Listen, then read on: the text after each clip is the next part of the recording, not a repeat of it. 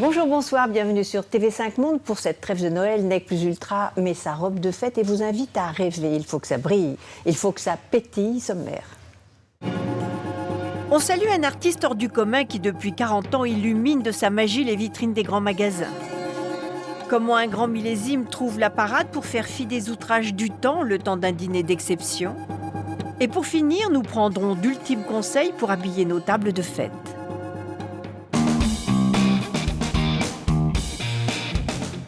Depuis plus d'un mois, le monde entier se donne rendez-vous boulevard Haussmann pour voir s'animer les vitrines des grands magasins parisiens. Cette magie méticuleuse est l'œuvre du marionnettiste Jean-Claude Deux-X. Rencontre. Paris revêt ses habits de lumière et le coup d'envoi de la saison des fêtes est donné boulevard Haussmann. Mais il est un personnage clé que vous ne verrez pas figurer sur les clichés en papier glacé des magazines. Inconnu du grand public mais marionnettiste, est-ce illusion? Jean-Claude Deux-X a envoûté depuis 2 générations déjà des centaines de milliers de Parisiens et autant de touristes venus du monde entier dont il inonde les yeux d'étoiles. Je suis devenu marionnettiste par les forces des choses, c'est-à-dire que mon père faisait des marionnettes. Et que mes premiers jouets, ça a été des marionnettes. Donc, depuis mon enfance, je joue avec des marionnettes et je continue de jouer avec des marionnettes. Contrairement aux automates dont le moteur se trouve caché à l'intérieur, les marionnettes de Jean-Claude Deux-X prennent vie grâce à de savants mécanismes filaires. C'est-à-dire, je sais, les 60, comment je vais les attacher, comment je vais leur donner la vie, mais lorsque j'arrive dans la vitrine, j'ai la même sensation que lorsque je rentrais sur scène. J'ai un petit pincement, on sait très bien, tout le monde qui travaille avec moi le savent, j'ai un petit moment de flottement parce que je sais, des fois j'ai dit j'ai des bonnes mains et des fois j'ai pas de bonnes mains. Un souci de la précision du geste que ne saurait démentir ces clones de Karl Lagerfeld. Les personnages ont été créés par Karl Lagerfeld, ils ont été dessinés, surtout celui-ci, je pense que là on peut le reconnaître. Donc ce sont des personnages qui ont été faits par leurs ateliers et que c'est d'une finition extraordinaire et très agréable à mettre en place et à animer. Calculer le poids de chaque personnage, définir la hauteur des fils, le nombre et la vitesse des moteurs, c'est le pain quotidien de Jean-Claude, un travail de titan chez les Lilliputiens. Une fois que les personnages ont été construits, habillés, tout est revenu en atelier et à partir de là, il faut trouver comment leur rendre la vie, leur donner tous les mouvements possibles et inimaginables. Alors donc on fait des essais en atelier manuel, c'est-à-dire pour voir comment réagit le personnage, où il faut attacher des fils. Et puis à partir de là, on va remplacer nos mains par des mécanismes plus ou moins sophistiqués, alors avec des vitesses de moteur, des longueurs de gestes, etc. Donc une fois qu'on a fait ça, on reproduit tout ça sur des dessins qui sont très précis pour pouvoir mettre nos mécanismes au plafond avant que le décor soit posé.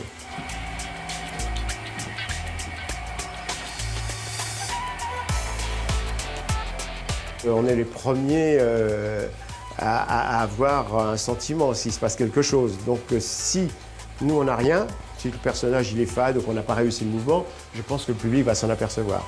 Alors donc là oui, il y a une osmose qui se passe avec le personnage et puis le marionnettiste. Automatiquement, il faut qu'on soit complices l'un et l'autre. Donner vie aux oursons, faire voler les dragons ou danser les poupées de chiffon, c'est aussi l'occasion d'un échange entre l'artiste et ces centaines de pères dieux fascinés derrière la vitre. Tous les jours, je passe ou ma fille passe pour contrôler toutes les animations parce qu'on estime que c'est un spectacle, donc tous les jours, il y a quelqu'un qui vient contrôler toutes les vitrines avant l'ouverture la plupart du temps ou très bonne heure le matin. Et maintenant, il y a des personnes plus ou moins âgées, mais c'est des habitués. Ils nous connaissent. Maintenant, ça fait bientôt près de 40 ans que je fais ça. 40 ans.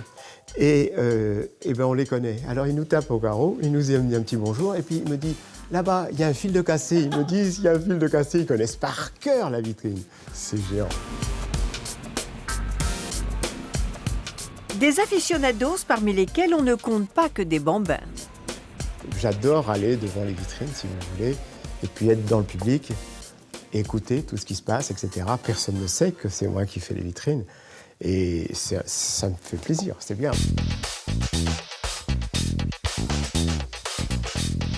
Il y a les enfants qui rentrent dans l'histoire. Ils sont devant la vitrine, puis ils se racontent ton histoire, ils rentrent. Alors ce qui est intéressant, c'est d'écouter les enfants si le message est le même que le mien. C'était beau. Ah, j'aime bien. C'est marrant, bouger. Je vais faire bouger les marionnettes. Elles sont belles. Elles sont belles. C'est joli et ça bouge. C'est magique. Oui. La maman, c'est pareil. Elle va dire à la son, oh regarde ci, regarde ça. C'est formidable pour les enfants. C'est bien. Et pour les grands aussi, oui. J'ai dû venir une fois il y a une trentaine d'années. Elles étaient moins animées. Mais c'est toujours aussi joli. Et puis là, c'est la magie pour les enfants. Et le papa, lui, hop, il va regarder au plafond, il regarde le mécanisme. Jamais les enfants. Jamais les enfants. C'est rigolo, ça. Cette exception culturelle française est aussi un savoir-faire qui s'exporte bien, comme à Hong Kong, où pour la première fois, un show exceptionnel donnera à voir au public chinois du 13 janvier au 6 février ce gentil dalmatien et cette grenouille sauve Frenchie, qui seront les ambassadeurs de notre art, à savoir faire la fête. Grâce à Jean-Claude Dehix, ils incarneront parmi une foule de personnages la quintessence de la vie parisienne en quelques tableaux. Une belle complicité et le spectacle promet d'être extraordinaire. Rendez-vous donc à Hong Kong. Pour le moment, je vous invite à découvrir comment naît un millésime de champagne. Ensuite, nous vivrons une expérience gastronomique hors du commun dans un lieu de rêve. Suivez-moi. Bienvenue dans les vignes de l'abbaye Saint-Pierre d'Hautevillers, là où naquit un hectare de légende. D'abord réservé à la table des rois, il est devenu en moins de 3 siècles le meilleur vin au monde. C'est Dom Pérignon, un moine bénédictin visionnaire, qui dans son manifesto de la fin du XVIe siècle militait déjà pour l'exception. Chacun des millésimes de Dom Pérignon est unique et tout à fait inédit, exclusif en caractère, voire même seulement qui puissent se ressembler. Ils sont tous originaux. Et c'est important. C'est une discontinuité complète. Pour retrouver l'âme de ces cuvées d'antan, rien de mieux qu'une expérience inédite donnée dans les crins élégants des Crayères à Reims, capitale du Champagne. Au détour d'une visite à Dom Pérignon, à Hautevillers, j'ai eu une émotion comme jamais autour d'un vin. Et j'étais vraiment dans un contexte où je me disais, mais je suis un privilégié. Ce moment-là, il n'est pas possible de le garder pour soi, il faut le partager. Partager, cela va sans dire. C'est aussi l'occasion de faire se rencontrer les saveurs dans d'audacieuses joutes gustatives. L'expérience a été dessinée, je dirais, au contour exact, à la nature exacte, à toutes les facettes, toutes les nuances, je dirais, toute la complexité du vin. Une atmosphère de secret bien gardée et un brin de solennité ne nuisent pas. Les invités, eux, s'impatientent. Il fait nuit, la lumière de la lune nous éclaire, le temps s'arrête. On est plongé dans l'univers de la haute gastronomie et de l'œnologie à très haut niveau. Et ça demande concentration et émotion, vous l'aurez.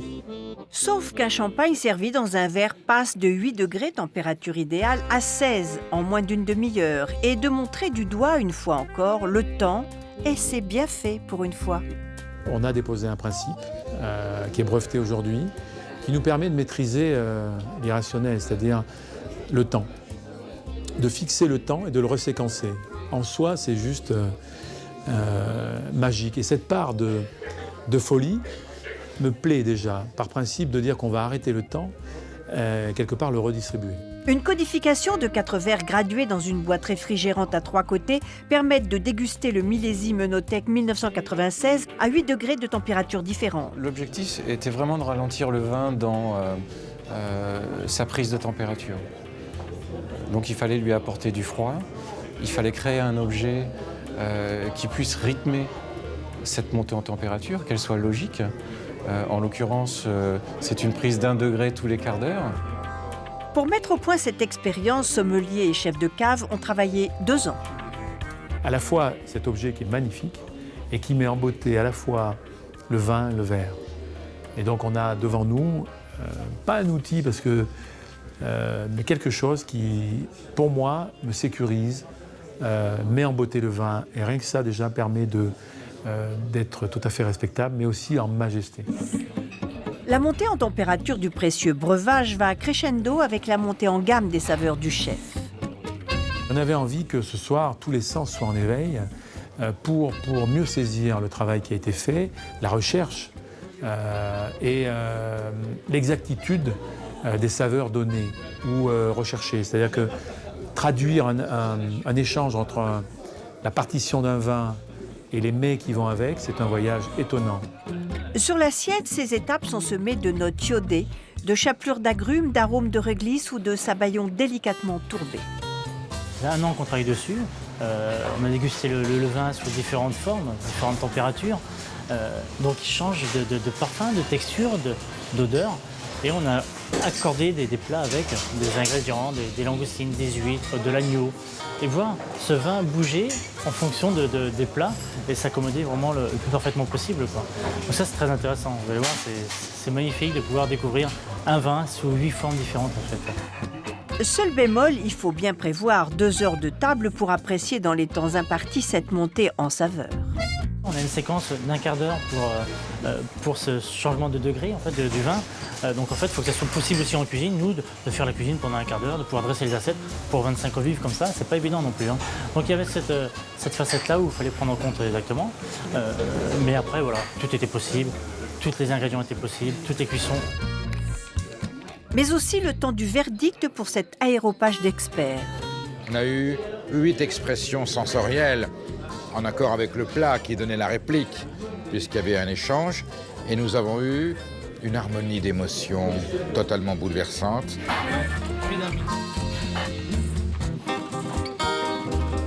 Ce qui est étonnant, c'est qu'on nous a servi le même vin et au fur et à mesure de ce voyage, la température, l'émotion, les sens sont changés et la qualité de chaque mets avec la dégustation de chacun de ces verres au fur et à mesure a changé les sens. Et c'est un moment unique pour moi. Je n'ai jamais vécu un tel moment d'émotion. Une émotion que partagent aussi les fines plumes des palais gourmets.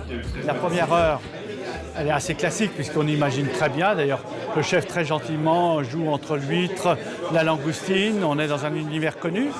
Et au bout d'une heure, on a un contre-pied, d'ailleurs, à la fois sur le plat, mais aussi dans le champagne. Ce champagne, à la fois aimable, sympathique, devient plus corsé, devient un gros costaud. Le même champagne qu'on a l'habitude de déguster à 8-10 degrés, comme tout un chacun, mais qu'à 14, 15, 16 se transfigure ici et devient en fait, on a l'impression, d'ailleurs on l'aurait dégusté à l'aveugle, c'est un vin rouge.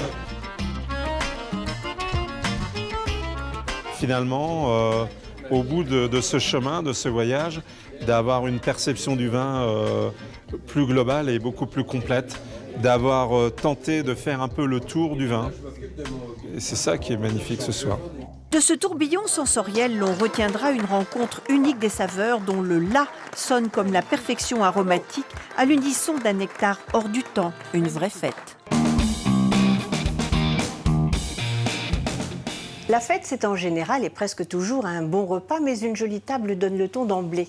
Alain-Paul Ruzé, spécialiste des arts de la table, nous donne quelques idées, quelques conseils, démonstrations.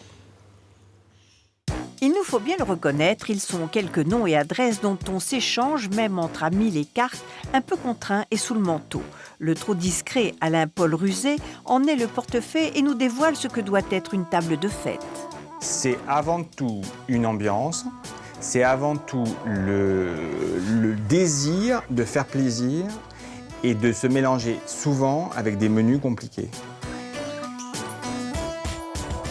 Et c'est beaucoup plus facile de faire des choses, entre guillemets, de goût moins sûr pour Noël que le reste de l'année. On peut plus s'amuser. Je crois que les gens se lâchent bien, on met plus de paillettes, on ne peut pas faire ça pour d'autres occasions. Donc les gens aiment bien à ce moment-là vraiment se lâcher et faire des choses très brillantes. La faute de goût à Noël est plutôt bien vue. La nourriture également colle beaucoup plus facilement avec toutes ces couleurs-là. On ne mange pas du tout la même chose à Noël que le reste de l'année. Alors, quitte à se tromper, faisons-le en douceur. À l'aune de la mode du « faites-le vous-même » et où tout semble permis, quelle est donc la tendance de la saison? Les gens qui reçoivent bien aujourd'hui, c'est assez nouveau que les gens se remettent à recevoir beaucoup à la maison, veulent des tables très sophistiquées, en harmonie avec le style de cuisine qu'ils vont servir. Et c'est là que débute le travail de coaching de cet expert en jolies tables et en jolies choses. On commence toujours par essayer d'avoir des questions indiscrètes et d'essayer de savoir comment ça va se passer. Et ça, c'est un peu la clé du succès d'une jolie table. Ensuite, très souvent, les gens ont d'énormes stocks personnels. Donc on ne refait pas tout. C'est pas forcément élégant d'avoir tout neuf et tout assorti. Bien au contraire, le vintage, même dépareillé, fait force de loi. Quant aux motifs et dessins, ils vont chercher dans l'inépuisable livre de la vie de Dame Nature. Cette année, de toute façon, il y a eu beaucoup d'idées autour de la montagne. C'est vrai que l'année dernière a été une belle saison de montagne. Les gens ont beaucoup aimé y aller. La géopolitique a fait que les gens se sont concentrés également sur des vacances moins exotiques. Et les gens ont aimé ce style très traditionnel, très joli. Sauf qu'entre-temps, il a fallu amener un peu de nouveauté. Il a fallu amener, dans ces choses très classiques, quelque chose d'un peu plus excitant.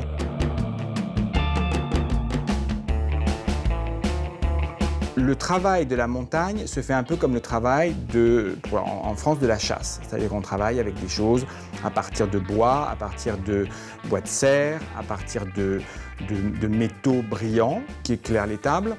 Et c'est vrai que c'est beaucoup plus facile quand on est à la montagne de travailler avec du rouge, qui ressort de façon très bien en général dans des intérieurs à partir de bois, qu'avec des couleurs plus contemporaines et qui ne passent pas toujours bien.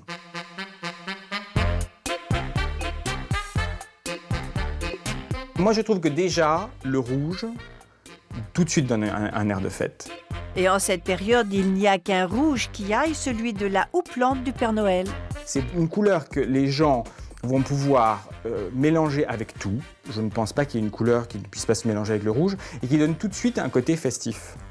C'est très facile avec un ruban rouge. Tout le monde n'a pas forcément les moyens d'investir dans des nappes brodées très sophistiquées. Et on peut, sans forcément avoir des moyens très importants, faire des tables extrêmement sophistiquées à partir du rouge. Ça, c'est un peu un point de vue personnel, parce que beaucoup de gens aujourd'hui veulent faire des tables justement très blanches, ou très argent, ou très or. Mais je trouve que Noël sans rouge est un peu plus triste. Il faut toujours un peu, et à la montagne encore plus, parce que évidemment, avec tout ce cadre de bois et de blanc, le rouge ressort plus.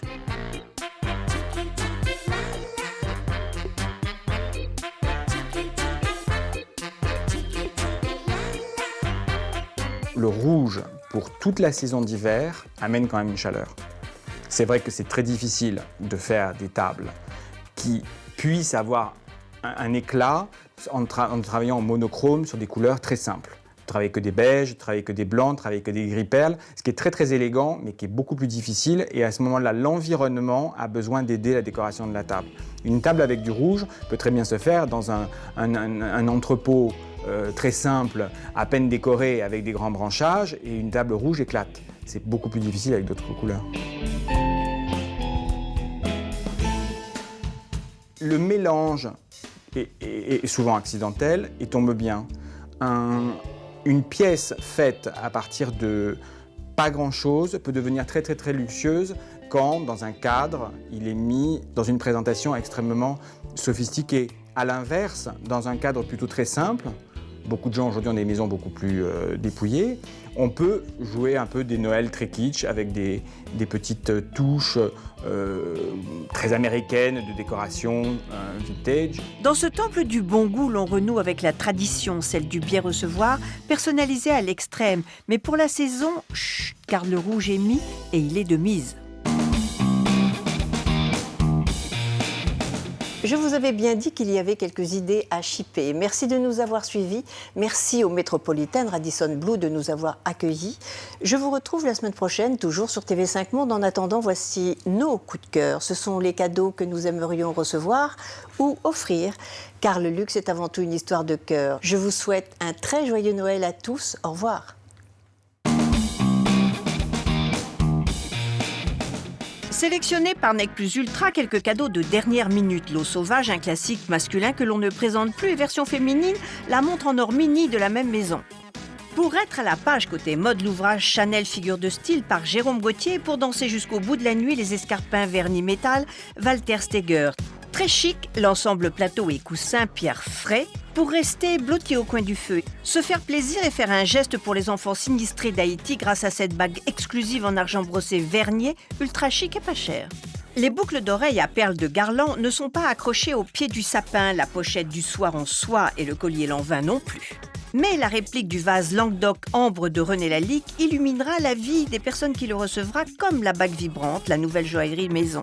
Une bougie Frédéric Malle, des gris-gris en cuir Hermès pour éloigner les mauvais esprits du sac à main. Un sac rouge pour porter bonheur comme les effluves envoûtantes des riches de quartier par Mathilde Laurent. Cachemires et éponges rares basalte.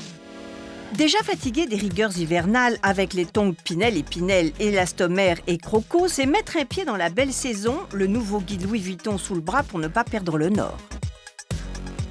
La Wonderbox ne décevra personne. Plus classique et de saison, les gants doublés cachemire et chinchilla signés Marie Meyer, intemporel le sac Loewe de cuir rose. C'est nouveau les marrons en Vérine Sabaton à glacer soi-même ou prêts à déguster dans leur coffret de bois. Et pour terminer, des incontournables et notre clin d'œil à Coco pour être belle. Bonne fête.